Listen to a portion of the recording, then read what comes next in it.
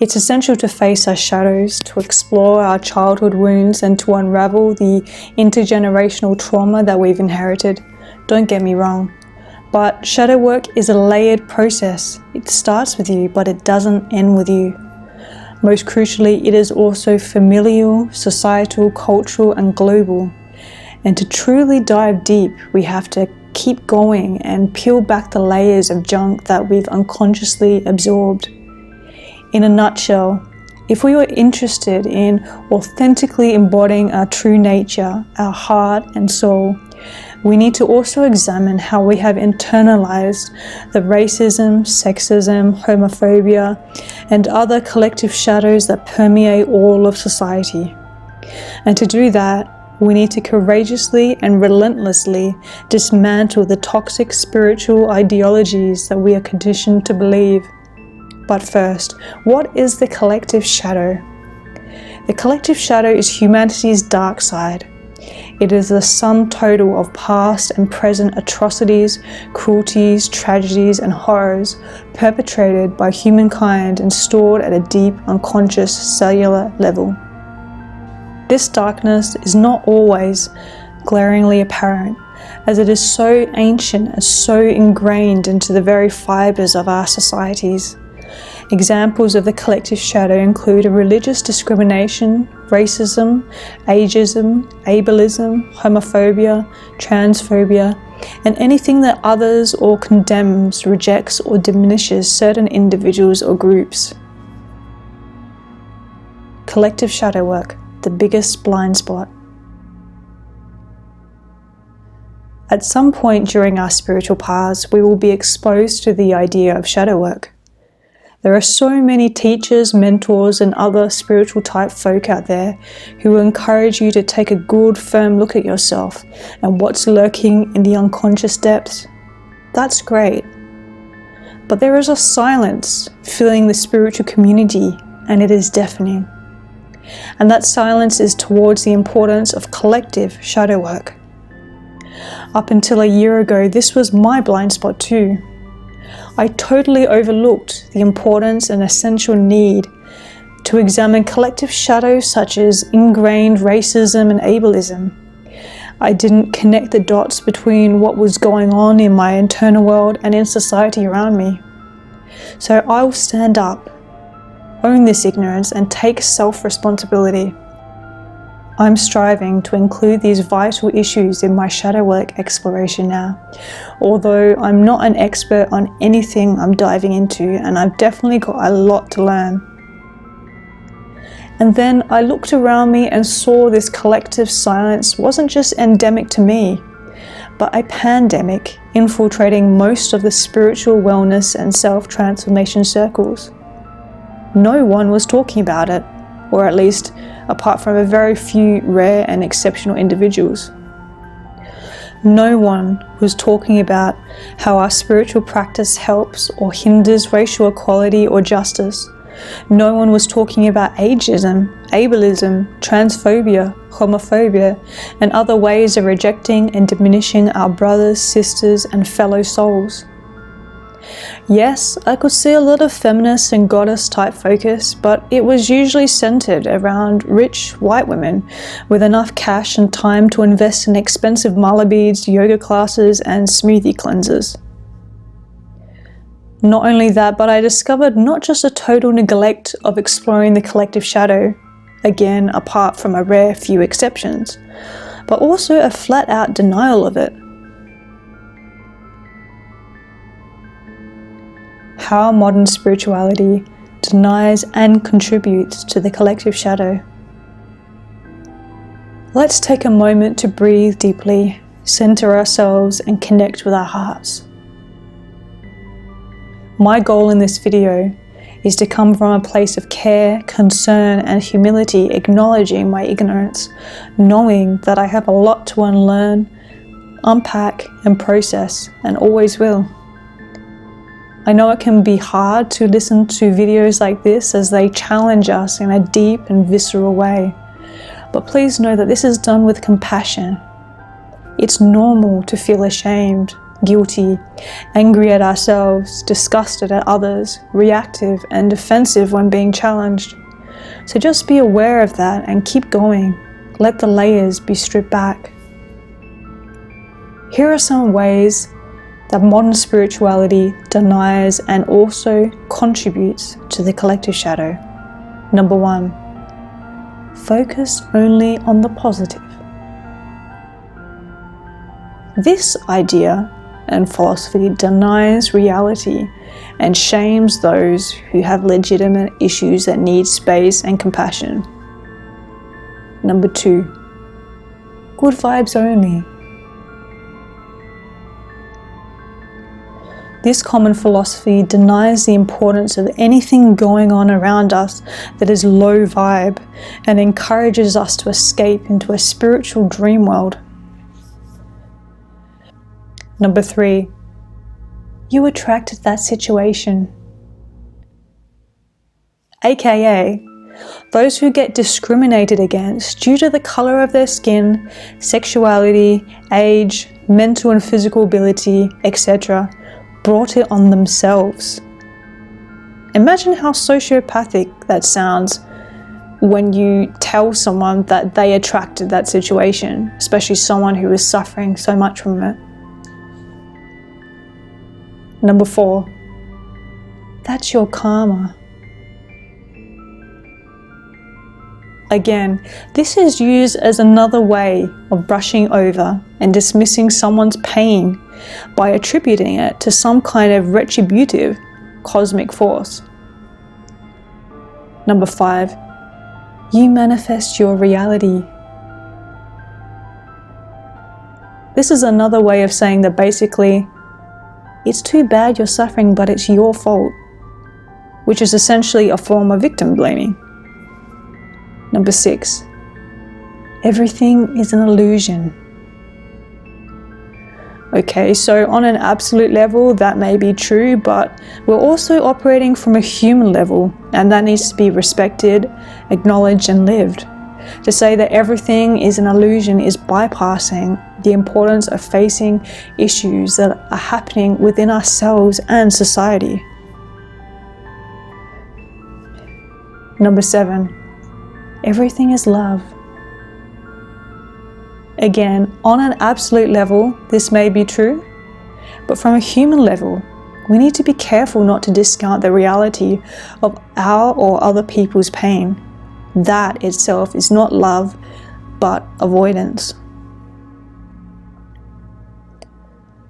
Number 8, society is evil and unconscious. This is a common philosophy held by many spiritual folk who use it as an unconscious excuse, ironically, to close their hearts and ignore the suffering of the world in order to make their lives easier to live. Number 9, I'm a light worker, I don't... This excuse and belief is used by modern spiritual seekers who believe that shadow work in no way fits into their mission, that it's all about spreading love and light. However, by denying the shadow, either personally and or collectively, they are paradoxically living in and perpetuating darkness. And number 10, spirituality and whatever is going on in society don't mix. Essentially, this definition focuses on compartmentalizing and elevating spirituality above daily life. However, what use is spirituality if it doesn't help us to deal with the realities of the world we live in? That is flat out spiritual bypassing and spiritual escapism. I'm sure there are many other beliefs, philosophies, and sayings out there, so if I've missed any, feel free to share them below. Let's educate each other. 5 ways to deepen your shadow work. As Carl Jung, the Swiss psychiatrist who first popularized the concept of the shadow self, once wrote, "None of us stands outside of humanity's black collective shadow." You heard it, none of us. We all carry the collective shadow inside of us, and it's our responsibility to unravel it. In fact, the more lost in self-righteous spiritual labels, philosophies, and delusions we are, the more likely we are to spread and reinforce not just the personal but also the collective shadow. We see examples of this in spiritual and self-growth spheres that culturally appropriate Indigenous practices, exclude Black, Indigenous, and people of colour from their groups, unknowingly perpetuate heteronormative standards, encourage sexism, price their services at unreasonable rates that exclude the financially disadvantaged, and more. So how can we tackle the huge beast that is the collective shadow? Firstly, we need to realize that whatever has been internalized inside of us is ancient. We are never going to fully undo or purge all of it by ourselves. The collective shadow is literally the sum total of all the darkness, all the atrocities that have ever been experienced and committed by humanity. However, what we can do is start this work and keep at it. The benefits are many. It keeps us humble. It keeps us open. It keeps us willing to learn and grow. When we believe we are somehow perfect or beyond this work, that's where the stagnancy and egotism sets in. That's where the darkness multiplies. With that being said, here are 5 ways to begin incorporating collective shadow work into your spiritual practice. Number 1. Listen to those who lead different lives and have a different context from you. Expand the bubble of your awareness. Put down the mic. Move your attention to how others feel and away from centering everything around yourself, and be receptive. Listen to the stories of Black and Indigenous folk and what they undergo each and every day. Listen to those whose lives have suffered as a result of their sexual preference or identity. Listen to those who are neuroatypical. Listen to people with disabilities. Listen, listen, listen. There are many ways of doing this. YouTube is the first place that comes to mind. You can also listen to podcasts, or if you're a book lover, expand your book repertoire. If you have the chance and opportunity, strike up a conversation with someone in real life who leads a different experience. Doing so will enrich your mind, your perspective, and open your heart. Number 2, observe your ingrained prejudice and negative conditioning.